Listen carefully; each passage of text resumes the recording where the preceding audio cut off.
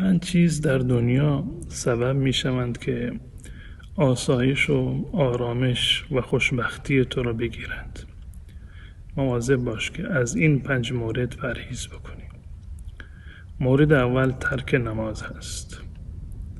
اگر نماز را ترک کردی یعنی در زندگیت خیر و برکتی نیست. دوم، نافرمانی والدین.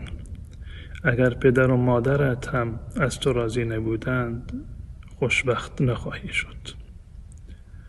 سوم، ترک تلاوت قرآن. اگر با کلام الهی انس نداشتی هیچ چیز با تو انس نمیگیرد. چهارم، همنشینی با بدان و دوستان بد. و پنجم، عدم رضایت به تقدیر.